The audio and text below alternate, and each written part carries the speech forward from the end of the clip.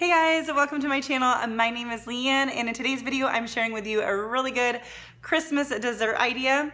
I do want to start off by saying that this video is part of an open collab hosted and put on by Mandy from Mandy in the Making. And if for some reason you have not yet heard of her channel and been over there, you should definitely check it out. She does great food related videos, especially her What's for Dinner videos, and they are always full of great ideas as well as some good entertainment. So be sure to check her out. And in the description box below, there is a link to the playlist where you can just go to that one spot and find tons of Christmas dessert ideas or holiday dessert ideas, whatever you want to call it. There will be a whole bunch of videos there for you to check out. So for my dessert, I'm going to be making cream cheese mints. This is something that I always made as a kid. This was one of like the handful of things that we made every single year.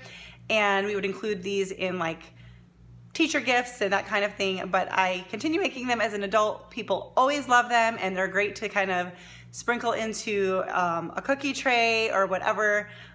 So anyways, let's get right into it. These are super easy and they're only like 4 ingredients. So let's get going. So I'm starting out here with 3 ounces of cream cheese that has been left out just to get soft. You could always put it in the microwave for a little bit if you wanted, but it wouldn't take very long, so just keep an eye on that, just a few seconds probably. And then the recipe calls for 1/2 teaspoon of peppermint extract. I'm just using about 3 drops of my peppermint essential oil. This is a vitality oil, so it is safe to be used this way, but peppermint extract works just fine. That's what I always used growing up. And then you're just going to combine the extract in with the cream cheese just a little bit. And then we're going to begin adding powdered sugar. So you're going to gradually add the powdered sugar up to 2 to 2.5 cups worth. I am doing just 1/2 cup at a time. And eventually we're going to take this out of the bowl and kind of knead it like you would like bread dough.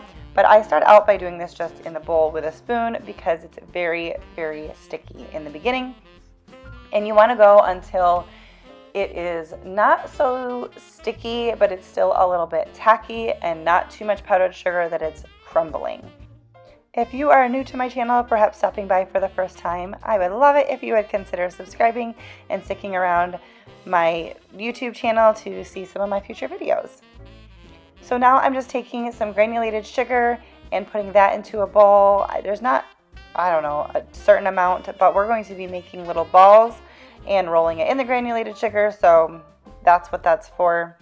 And I'm beginning to just kind of work this together with my hands because it's time to kind of get into the nitty-gritty of it. And there comes a point where that's just kind of where you gotta go with it, which I actually really liked as a kid. That was a lot of fun to make this. Now, if you want, you can divide this into sections or just do the whole thing, I guess, with food coloring. We used to do some red and some green and leave some white. I'm just doing everything white. I don't really use food coloring anymore, but that is an option if you would like to do that. Just knead that in a little bit at a time until you get the desired color that you're looking for.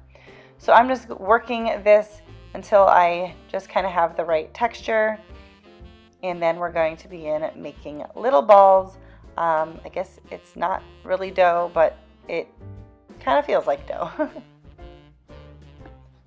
So you're going to shape into 3/4 inch balls. Now I don't do them all the same size, but about 3/4 inch.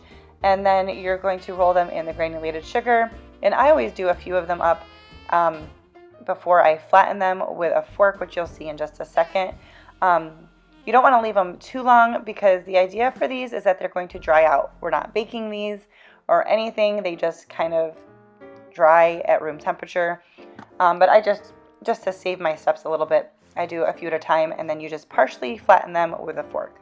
If this is your first time at my channel, I want to just say thanks for stopping by. I'm glad you're here. I do lots of different types of video. I do include a decent amount of food content because I like food. I also do like just home stuff, DIYs, decor, that kind of thing. So just thought I'd let you know in case you want to stick around for more. So you're going to just flatten these, not all the way. You're just going to press down a little bit And then I do dry them on a like cookie cooling rack just so that they can dry on the top and the bottom, but you could put them on a plate or wax paper or something, but the cookie rack does kind of help them dry out all the way around. So you're just going to do that until they are all done, and I am not going to make you watch all of that, but this is really all there is to it. They are very easy to do. It's somewhat time consuming, but not really, and certainly not difficult at all. Once they are dried out for a couple of hours, you're going to just store them. You can store them in the fridge for up to 2 weeks or the freezer for 2 months. So you can definitely make these ahead of time, and they melt in your mouth, and people always seem surprised by them. When you say cream cheese mints, they're not really sure what to think, but they're always a hit. So I hope you give it a try. Don't forget to give this video a like and subscribe to see my future videos. And of course, check out that link in the description box below so that you can check out everyone else's great holiday dessert ideas. Thanks for watching, and I'll see you next time.